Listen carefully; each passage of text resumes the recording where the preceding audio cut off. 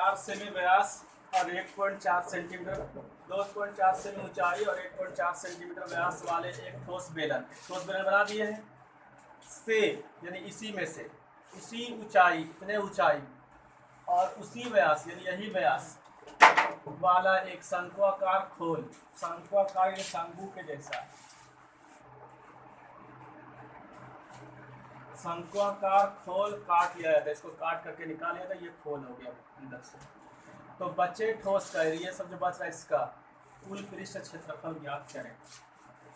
तो सबसे पहले यहाँ पे हम क्या करेंगे, बेलन का व्यास d बराबर, या बेलन की ऊंचाई करें, ऊंचाई नहीं है तो जो दिया गया है, जो दिया हुआ है जैसे वैसे लिख देना बस, और कुछ नहीं, कोई दिक्कत नहीं।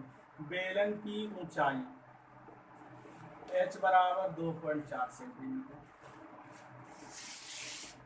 व्यास d बराबर 1.4 सेंटीमीटर। जो पहले दिया हुआ रहेगा एक तरफ से लिखते जाना है।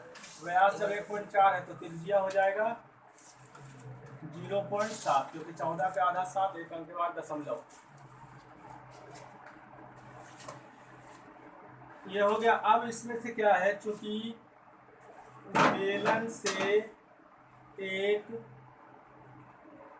शंक्वाकार खोल काटा जाता है, इसलिए शंकु की ऊंचाई उतने सेम बोला ऊंचाई है 2.4 और त्रिज्या भी क्या है, सेम रहेगा, त्रिज्या भी सेम। लेकिन अब बोल रहा है इसका पृष्ठ क्षेत्रफल निकालो। शंकु के रूप में जब पृष्ठ क्षेत्रफल निकालेंगे तो त्रिज्या ऊंचाई का चाहिए ही चाहिए, इसलिए शंकु की तिर्यक ऊंचाई L बराबर क्या होता है, √h² प्लस r², h का मान कितना है 2.4 का स्क्वायर प्लस 0.7 का स्क्वायर, कुल मिलाकर के 5.76 प्लस 0.077 कुल मिला करके √6.25 का वर्गमूल 2.5 आएगा। ये कितना आ गया 2.5 सेंटीमीटर। तिर्यक ऊंचाई आया 2.5 सेंटीमीटर। अब बोल रहा, अब यहाँ पे थोड़ा ध्यान लगाना है कि हम क्या लिख रहे हैं। फिर से बोला 2.4 सेंटीमीटर ऊंचाई, 2.4 सेंटीमीटर ऊंचाई, 1.4 सेंटीमीटर व्यास, त्रिज्या 0.7 हो जाएगा आधा त्रिज्या वाले एक ठोस बेलन से उसी ऊंचाई, उतने ऊंचाई और उतने व्यास का एक शंक्वाकार खोल काट लिया जाता है। कट गया। तो अब इस तरह जो ठोस बना है उसका कुल पृष्ठ क्षेत्रफल निकालें। इस प्रकार बने ठोस का कुल पृष्ठ क्षेत्रफल बराबर क्या होगा, सबसे पहले यहाँ से यहाँ तक है तो बेलन का है 2πr, लिख देते हैं तब बाद में वैल्यू बैठेगी। बेलन का वक्र पृष्ठ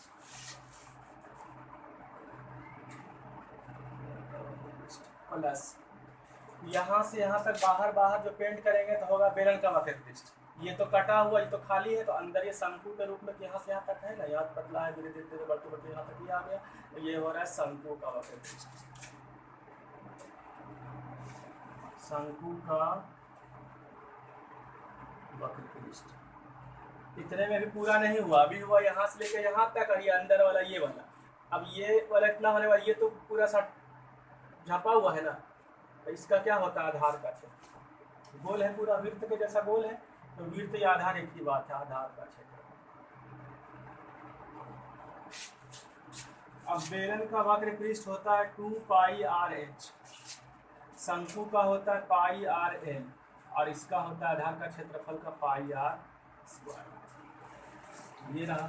अब इसमें से हम πr ले लेते हैं कॉमन, तो क्या बचा 2h, यहाँ बचा l और यहाँ बचा r, πr निकल गया तो 2h, πr निकल गया तो l, πr निकल गया तो 2 r में से 1 r बच रहा है।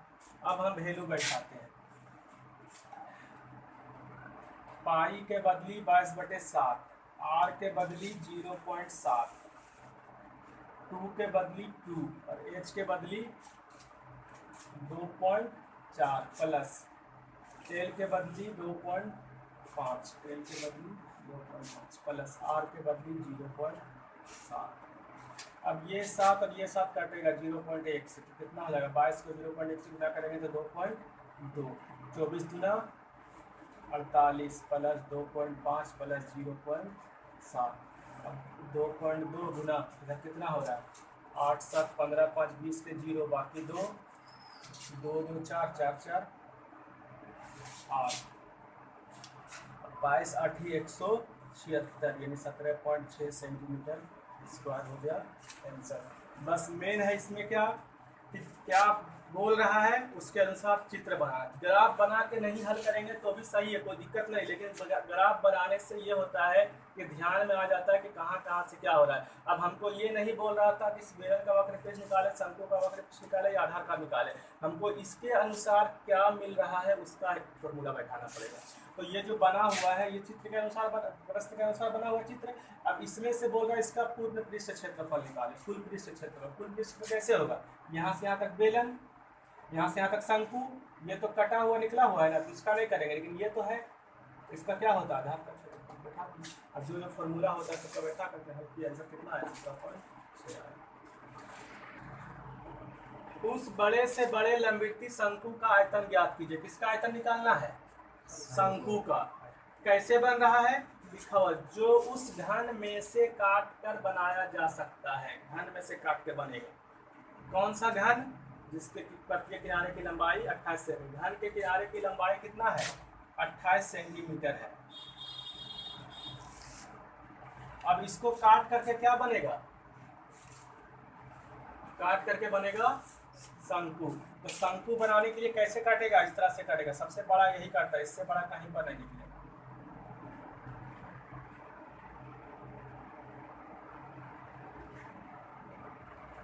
ये शंकु कटेगा। अब ये शंकु कटेगा, इसका मेजरमेंट क्या होगा? यहाँ से यहाँ तक है 28, तो यहाँ से यहाँ भी कितना? यहाँ है तो थोड़ा सा ऊपर गया, तो ये भी थोड़ा सा ऊपर गया, यानी ये 28, तो ये भी 28 सेंटीमीटर। यहाँ से यहाँ तक 28, तो ये कितना हो जाएगा? 14। ऊंचाई 28 और त्रिज्या 14। निकालना क्या है? आयतन। ज्यादा कुछ बड़ा है नहीं।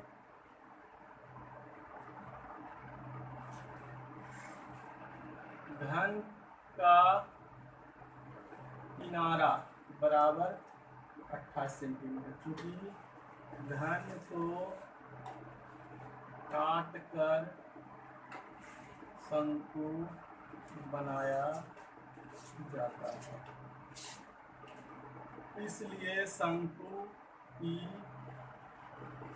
ऊंचाई h बराबर 28 सेंटीमीटर, व्यास d बराबर भी 28 सेंटीमीटर, लेकिन त्रिज्या हो जाएगा 14 सेंटीमीटर। ज्यादा हो जाएगा व्यास का। अब इसलिए निकालना क्या है? शंकु का आयतन। शंकु का आयतन बराबर 1/3 पाई r स्क्वायर। अब इसको वैल्यू बैठा करके खुद सॉल्व करना।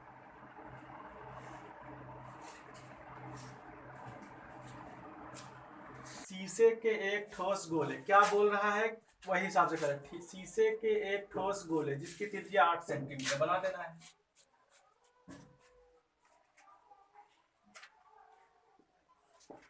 आठ सेंटीमीटर त्रिज्या से, यानी इससे 1 सेमी त्रिज्या, जिसको पिघला करके जो भी हो जैसे करके भी 1-1 सेंटीमीटर का गोली बनाना है, छोटा छोटा। तब बोल रहे को बनेगा।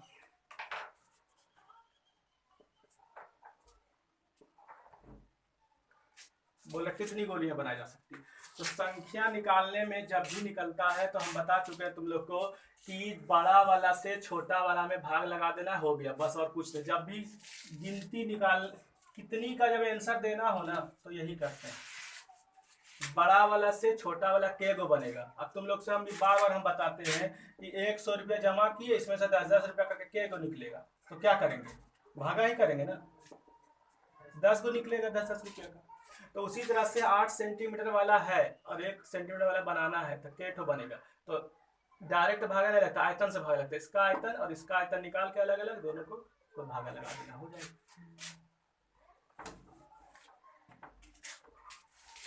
तो कैसे करेंगे? बड़े गोले की त्रिज्या कैपिटल आर देते हैं इसमें, आर बराबर 8 सेंटीमीटर, इसलिए बड़े गोले का आयतन बराबर 4/3 पाई आर क्यूब।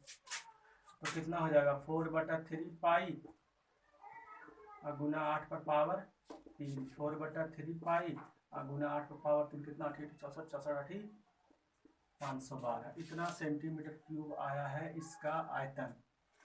अब देखो क्या लिखते हैं, छोटे गोले की त्रिज्या आर बराबर 1 सेंटीमीटर, 1 सेंटीमीटर की त्रिज्या है। छोटे गोले का आयतन बराबर 4/3 पाई आर क्यूब, ये हो गया छोटे गोले का आयतन। अब 4/3 को 4/3 पाई या गुना आर का मान कितना देंगे 1 क्यूब, तो हो जाएगा 4/3 पाई गुना 1, इतने रह जाएगा, 1 से गुना करें उतने रहेगा। अब बात कुल मिला के ये है कि इसका आयतन आया ये और इसका आयतन आया ये। अब बोला इसमें से ऐसा ऐसा के गो बनेगा, वही हिसाब है, 100 में से 10 10 कैठो निकलेगा, इसमें से ऐसा कैठो निकलेगा तो भागा होगा। पूरा क्लियर करके लिख देते, बड़े गोले से बनाए गए छोटे छोटे गोलियों की संख्या बराबर, ये रहेगा ऊपर में बटे में, ये रहेगा नीचे में। ये 4/3 में कट गया, क्या बचा 512 गोली बनेगा। सेम वैसा ही प्रश्न है, अगर उस समय 8 था से 1 बनाना था, अगर 8 से 2 बनाना है, और कुछ नहीं है।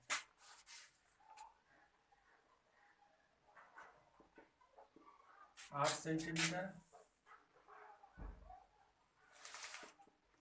2 सेंटीमीटर बोल रहा है। 8 सेंटीमीटर त्रिज्या वाले ठोस गोले से, यानी इससे 2 सेमी त्रिज्या वाले कितने ठोस गोले बन सकते हैं, ऐसा ऐसा इससे क्या ठो बनेगा। बोले फिर सब जितना बनेगा सबका कुल पृष्ठ क्षेत्रफल ज्ञात कीजिए।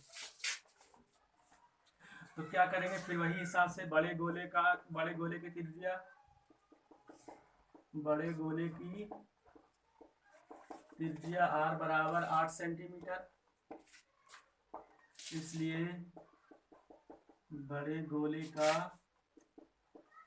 आयतन बराबर 4/3 पाई आर क्यूब, 4/3 पाई गुना 8 के पावर 3, 4/3 पाई गुना कितना हो जाएगा 512। छोटे गोले का त्रिज्या 2 सेंटीमीटर, इसलिए छोटे गोले का आयतन बराबर 4/3 पाई आर क्यूब, 4/3 पाई गुना आर पे पावर 2 है, आर का मान 2 है, 2 का पावर कितना हो गया 3, तो हो जाएगा कितना 4/3 पाई गुना 2 दूना 4 दूना 8। इसलिए बड़े गोले से बनाए गए छोटे गोलों की संख्या बराबर क्या होगा, इसका ऊपर में 512 बटे में 4/3 पाई गुना 8, ये 4/3 कट करके 8 का पहाड़ा कितना बार में 64, यानी कि 64 गोला बनेगा। पहला आंसर ये हो गया। पहले तो बोला कितने ठोस गोले बन सकते हैं, तो पहला आंसर हो गया। तो फिर छोटे गोलों के कुल पृष्ठ क्षेत्रफल, छोटे गोलों का मतलब सबका 64 छोटे गोले का पृष्ठ क्षेत्रफल बराबर 64 के लिए 64, और एक गोला का पृष्ठ क्षेत्रफल होता है 4 पाई आर स्क्वायर। तो 64 गुना 4 गुना पाई गुना 2 गुना 2, पावर 2 गुना 2, 2 गुना 4, 4 को 16, 64 8 कितना होता है 512, 512, 512, 1024 pi centimetre square answer. 14 centimetre व्यास वाले एक नल के द्वारा 5 किलोमीटर प्रति घंटा की दर से पानी आयताकार तालाब में प्रवाहित हो रहा है। बात कुल मिला के ये है कि एक खेत है,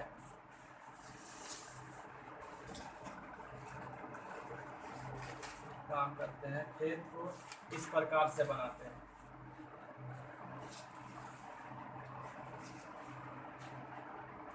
सही से समझ में आ जाएगा।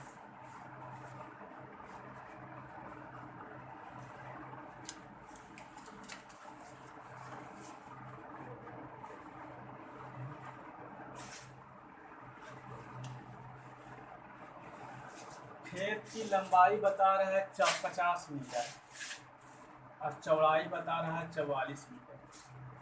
लंबाई ये रहा और चौड़ाई ये रहा। अब इसमें क्या है, नल के द्वारा पानी आ रहा है। अब पानी आने के बाद बोला कितना समय लगेगा जिसमें कि ये खेत में पानी, तालाब में पानी की सतह कितना हो जाना चाहिए 7 सेंटीमीटर। इतना ऊंचा पानी चाहिए, किसके द्वारा आ रहा है, नल के द्वारा। नल का व्यास कितना है 14, तो त्रिज्या कितना हो जाएगा 7 सेंटीमीटर। तो अब हमको ये देखना है कि 7 सेंटीमीटर ऊंचाई का जब ये तालाब पानी होगा तो पानी कितना आएगा इसमें। पहले पानी देख लेते हैं, बाद में नल के बारे में डिस्कस करेंगे।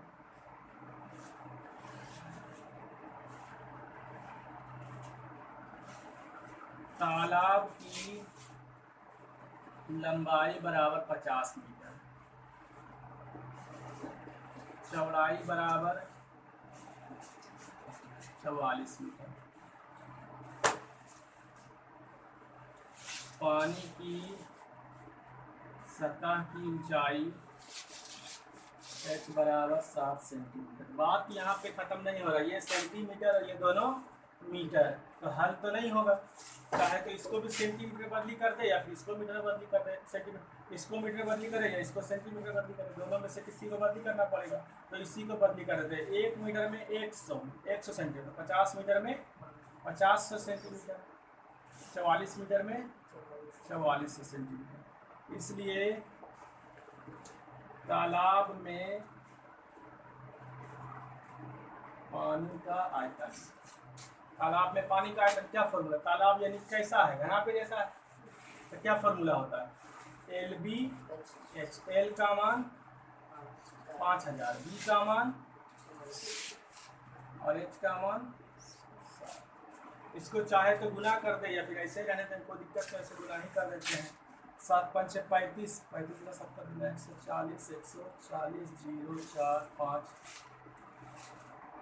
1540 आया बिना जीरो वाला, जीरो के 3 2 5 1 2 3 4 5। कितना सेंटीमीटर क्यूब आया है तालाब में पानी। तालाब में इतना पानी आया है, कहाँ से आया, नल से। तो बोल रहा है कितना टाइम लगेगा, 1 घंटा में चलता है 5 किलोमीटर, तो कितना टाइम लगेगा।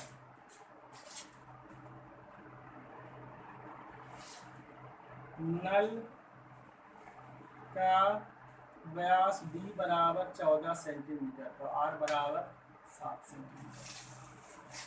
चूंकि खेत तालाब में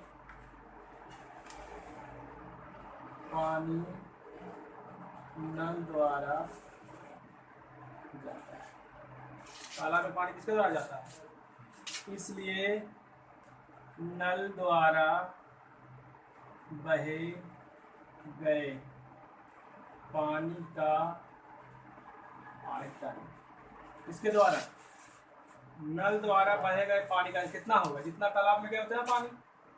किसके द्वारा गया पानी, नल द्वारा, तो नल से उतना ही पानी बहा जितना तालाब में गया। तालाब में पानी का आयतन, तो इसका आयतन क्या हो जाएगा, पाई आर स्क्वायर एच। इसका कितना है, 154 पे 6 दी। पाई के बदली 22/7, आर के बदली 7 × 7 बराबर 154 के साथ 6 जीरो।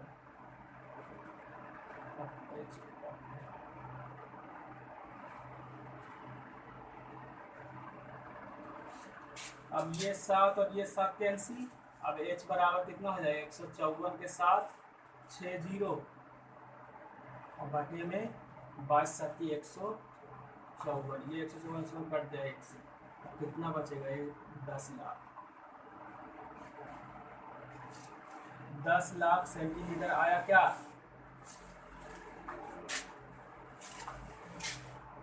इसलिए नल के कॉलम की लंबाई h बराबर 10 लाख सेंटीमीटर।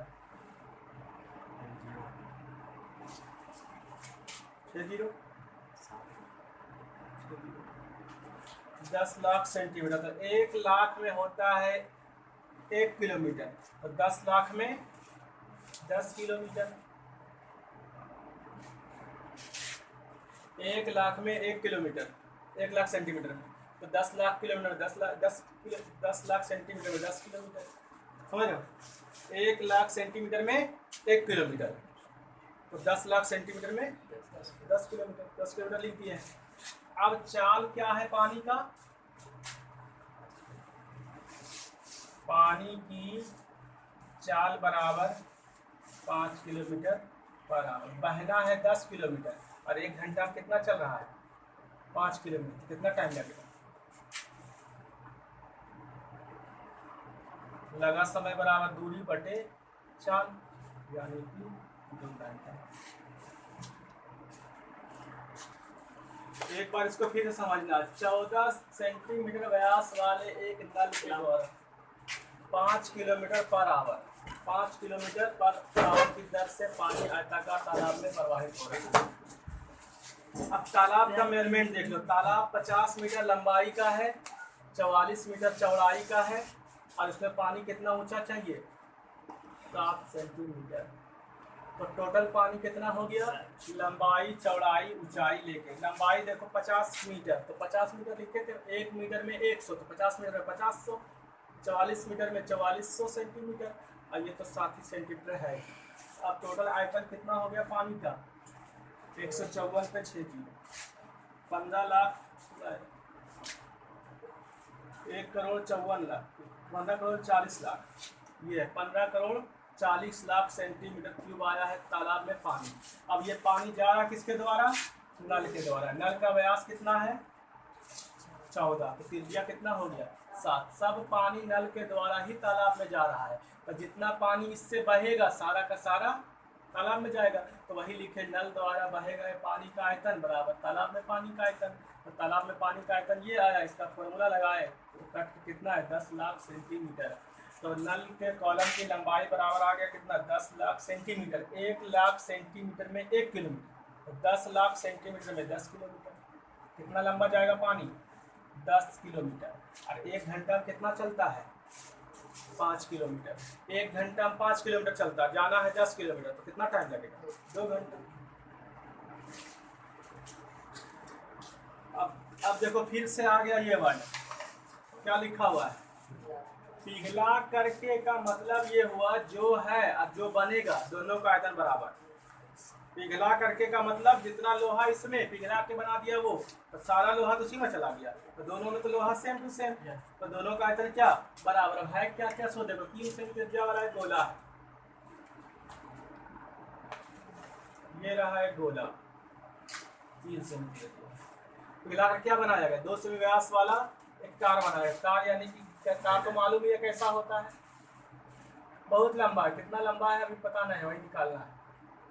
लेकिन ये पता है व्यास है 0.2 सेंटीमीटर, त्रिज्या कितना हो जाएगा 0.2 का आधा 0.1 सेंटीमीटर।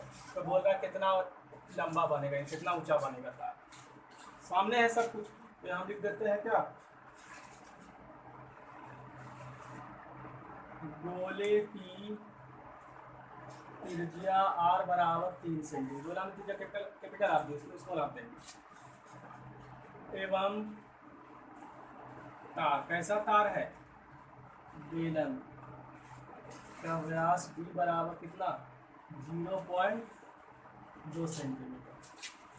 तो त्रिज्या r बराबर क्या हो जाएगा 0.1 सेंटीमीटर आधा।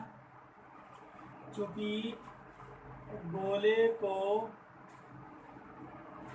पिघलाकर तार बनाया जाता है, इसलिए तार का आयतन बराबर गोले का आयतन।